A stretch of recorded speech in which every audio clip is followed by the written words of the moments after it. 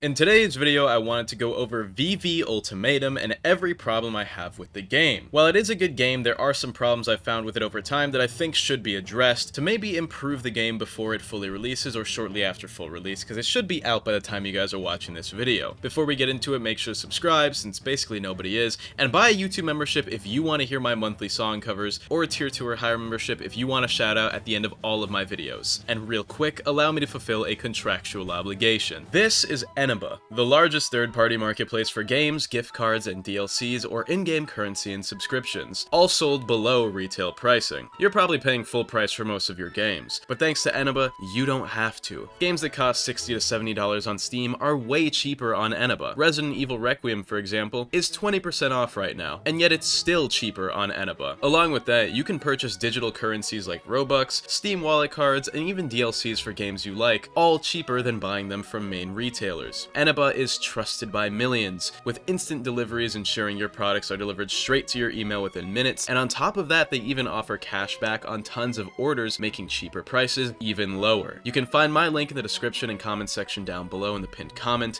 Use it to support this channel and pay less for games and stuff that you want to buy. Now let's get back into the video. Alright, so first of all, I might be a little bit short on clips for VV for this video. Windows forced me to update to Windows 11, gross, and for some reason all of my video files corrupted in the process, and right now the game is closed as I'm recording this, so I don't have any clips. Thank you, Windows, I love you. So please excuse any variable footage I use, most of it probably isn't mine. Anyway, first up I want to talk about the progression. I wish it were more like what the game had initially teased it to be with the tutorial. The PvE combat in this game is honestly amazing. I think it's some of the most fun I've ever had in a Roblox game's PvE combat, at least in a long time. But a problem I have with it is kind of just that it's less like a Souls game than I thought it would be. The entire opening sequence is literally the intro sequence to Sekiro, you know, a game in which I was a top 70 speedrunner in at some point, but it was even fit with the winnable scripted loss mini-boss at the end of the tutorial, and I went into this game and had no clue of what to expect since I went in fully blind. Going through and fighting and beating the tutorial boss made me think it would be more like Sekiro or other FromSoft Soulsborne games, and the bosses all fight really well with good patterns and clear animations that really make it feel like a Souls fight. However, outside of the bosses and between the bosses, the progression is really just spamming quests where you brainlessly spam M1 and skills against every enemy you see, or the other like fetch quests where you go around the map doing random tasks. I kinda just wish the progression was more in line with Souls games, where a majority of the experience you get is actually through bosses, and they could even do it like Elden Ring, where you could fight the bosses under leveled or on level for a major challenge where you'd be forced to learn the patterns to properly parry and dodge all the attacks it throws on you, or you could spend time doing the boring grind to level up and then go fight and sweep the bosses without really trying. And yes, before anyone says it, you technically can do this with a lot of encounters, but you can't do it with every boss encounter, and even then, the bosses don't give you enough experience on their own to allow you to go straight into the next boss at a level where you'd be able to beat it comfortably while playing anything less than perfect. If I could just go and run through a fight and fight a boss like 30 times in a row and finally beat it, then that would give me enough experience to do the same thing for the next boss. It would honestly be more ideal than having to go through the same gameplay loop of fighting a fun boss, going through more boring brain-dead enemy spam and quests that I don't want to do before fighting the next boss half an hour later. I think a good way to look at it is like, you know, just FromSoft Soulsborne games. I think they did it really well. You would end up going through areas with monsters. You wouldn't really have to fight those monsters other than like if you wanted to, and you could generally just avoid them before you go fight the next boss, make your way into the next area, etc. This game doesn't really do that. You are kind of forced to spend time in certain areas doing quests and stuff to level up before you fight the bosses, and honestly, I kind of hate it. I think if anything, some fine-tuning to the progression, which would scale bosses a bit closer to you, would make the main story much more fun, because I really hate bandit beating in any game, especially when the bosses in this game are so good. I don't want to get out of that flow to fight brain-dead hollows or crocodiles in the fuck-ass marsh, bro. I get 2 F words per video, still PG-13. But I really wish I could just fight the bosses in this game the entire time while I'm progressing and not have to go through and fight the annoying enemies that I don't want to fight. And speaking of fighting, the PvP really isn't that great. This game already lacks endgame content, which I'll get into later, but most games have their replayability factor in the PvP. Type Soul, Deep Woken, basically any other Roblox anime-based game that you can imagine. In all of those games, the PvE is pretty much just a device for progression, which allows you to reach your full potential and enjoy the PvP maximally. With the exception of Deep Woken, which for a long time tried to be a PvE game, but that lens has kind of distorted the game into becoming more PvP focused for player retention. Because Deep Woken is more so about the lore, world building, and PvE than most of these other games, seeing as how it's one of the only original games on Roblox that is within its own category. because this game is comparable to Deep Woken in just the development style and the pairing and stuff like that. I guess pairing kind of just makes games comparable to Deep Woken, or at least that's how most people see it. But the difference between this game and Deep Woken is that Deep Woken at this point is really PvP based, and that is the endgame content for Deep Woken. This game's PvP really isn't that fun, and I wouldn't engage in it on my own unless I was kind of bored or progressing for stuff like Vasto Lord. Now, the PvP in this game isn't bad, but it's just kind of mid, and the mechanics don't scale super well for it. First of all, you do not have nearly enough Reishi in PvP. Reishi does not scale differently in PvP and PvE.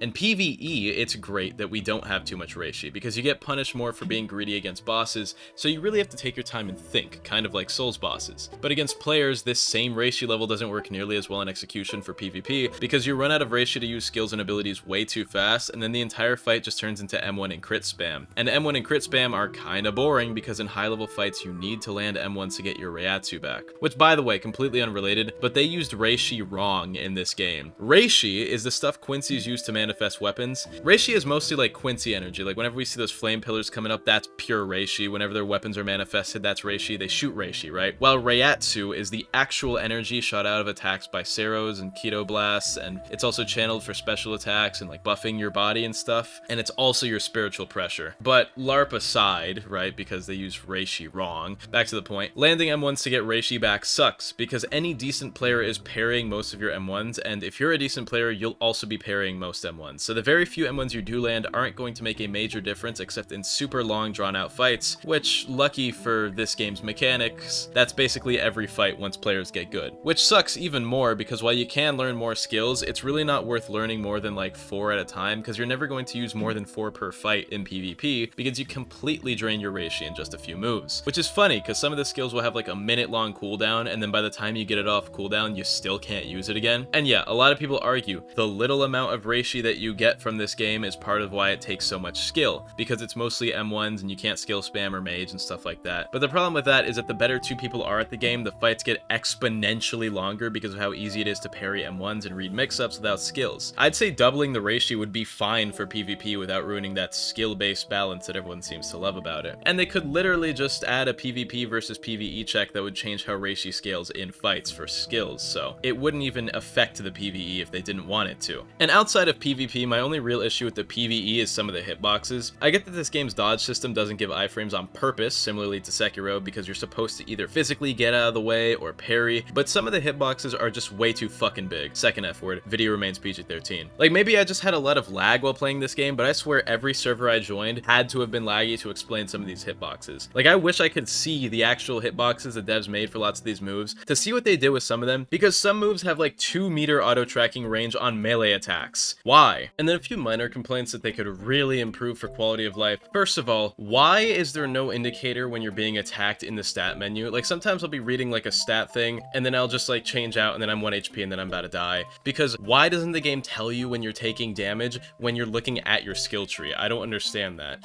And not only does it not do that, but it also just doesn't protect you. So I'm in my skill tree, I have no protection, so random hollow spawns can just kill me. And then other than that, it won't even tell me that I'm being attacked, so I can't fight back. Then there's the inventory weight system, which is really annoying, but there's one specific thing that I don't like about it, and it's how sometimes when you're doing a quest where you need to get like certain mob drops, it will just tell you, oh, your inventory is full, so you can't have it, and then it'll void the item. Why? Why do you void the item? So there's 2 ways you guys could do this way better. 1, give us extra weight specifically for quest items, or just like make them part of the questing as soon as they drop. So that way I don't have to have inventory space, so that way I can complete a quest. That's stupid. And also, if you're not gonna do that, at least just make the items physically drop, so that way when I drop something and clear out some weight, I can pick up the item I needed for the quest. That's stupid. And then my final complaint, which is more of a map issue and a camera issue that could be fixed pretty easily, is whenever I'm fighting anything with verticality, like a good example would be the bat enemies, then what happens is I have to look up and my camera ends up getting stuck in any foliage or grass on the floor because the camera angle's too low. Can we not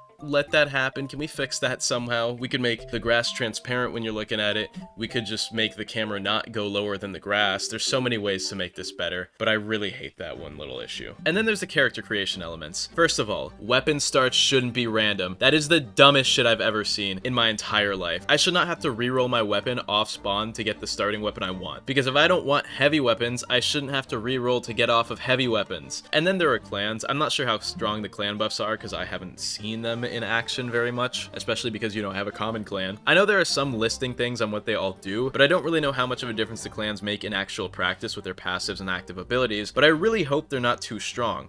I always feel like clans are just an annoying part of any game to make money, and I get the devs need to make money to fund the game, but let's maybe do it in a way that isn't clans, because outside of using Hogyoku for rerolls, I just really hate when RNG is added into features that don't need it. I'm all for gambling based optional combat mechanics and stuff like that. Like, I'll run anything that lets me flip a coin to win or lose a fight or gain a little advantage or lose, but making me spawn in with a random weapon is really stupid, and having clans in the game just honestly isn't a super healthy system. Like, clans have never been good for any game that they were in from what I've seen. A few games have done it better, like I think, for example, Cursed Gear. Cursed Gear had clans, but they really didn't matter too much, and most of the clans buffs were minimal or had like, they'd be strong, but then they'd have like super tight requirements, like the Itadori clan, which would let you guarantee a black flash, but you'd have to be in like a 3-minute fight to do that, so most of the time it really didn't matter. It would just be kind of like a clutch factor thing, which was kind of cool, and I really hope that's what the clans are like in this game, because I really don't want them to be like super hard carry stuff, or even stuff that just makes major differences in fights, because that would be really annoying. And then obviously endgame content. This game's PvP just isn't fun enough, in my opinion, to allow for the lack of endgame content. Like, yeah, there's stuff you can farm for, like your relics and all that, but once you get those, what are you progressing towards? PvP is really all you can do at that point, and in my opinion, the PvP in this game really isn't that good. Like, it's not bad to say, but it's not something I would replay. Type Soul PvP, I would replay, but then again, I was good at Type Soul. I like Type Soul PvP. This game's PvE, I love this game's PvE. If anything, I think they should focus more on the PvE. A lot of people say, oh, PvP is the end game for all of these games, so why not like focus on it? I think that if they made like limited time events, new bosses, new areas, and then added like higher scaling progression for new bosses, then it would be major. Because like, look at Sekiro Shadows Die Twice. That is the only Soulsborne game that doesn't have PvP, and I think it's for a reason. The mechanics just don't complement it nearly as well, and yet Deep Woken decided to make their entire game based off of it. Great idea. Anyway, I think that the PvP in this game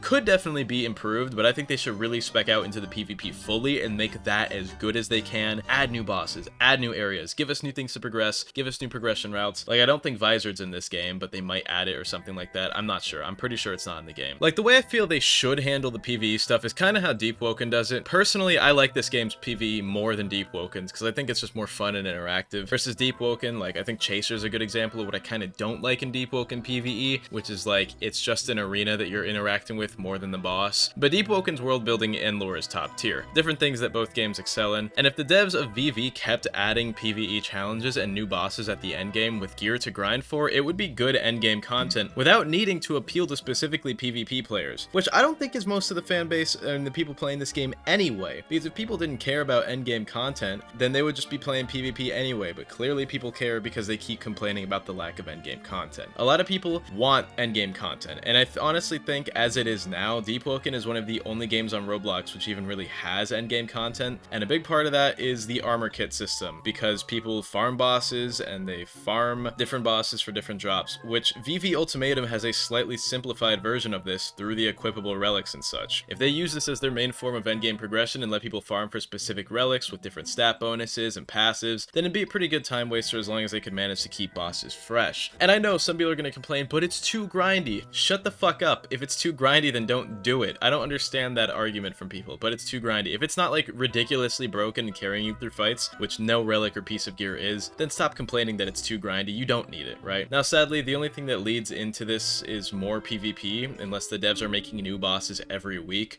So as a whole, the game either needs some slight PvP reworks to make it a bit more fun, or it needs some big boss additions super consistently, which really just doesn't sound sustainable for any development team long term. So if anything, I would say change Reishi to Reiatsu for aesthetic and lore purposes, because it should be Reiatsu, and I'm nitpicking, sorry. And then double the scaling for it in PvP, just so we could use a little bit more moves, because I think right now it's a little bit too low, and that's really just it. I just think they should really spec all of what they can into the PvE. Anyway, overall, I think the game is really good. I just have a few problems. No idea how I'm gonna find footage for this video, but I hope you guys enjoyed regardless. I'll probably rip other people's clips or something, I don't know. Buy a YouTube membership of any tier to hear my monthly song covers, and check out my live channel where I'll be face revealing soon, along with my whole Japan vlog video. You know how that's gonna be. It's gonna be fun. Shout out to YouTube members of tier 2 or higher. We got a lot now. Philip, Akio Sugikuni, Zerksky, Unigeo, Fun Guns, Cap1913, Jwa, Michiwo, Kiesler, Aiden SCDD, Crypto, Black Soul Wolf, Brock Lee, Abridged Gauther, and Drizzy Drake fan. A lot of members coming in, but I love you all, and I really appreciate every single one of you that buys a membership, regardless of it being tier 2. But you guys like the shoutouts, so of course I'm going to give them to you. Hope you all have an amazing day. If you have anything that I didn't include in this video that you think I should have added, then leave it down in the comment section down below. I read every comment as usual. I may not reply to every comment, but I promise you guys, I read basically every comment. I love you all, have an amazing day, and goodbye.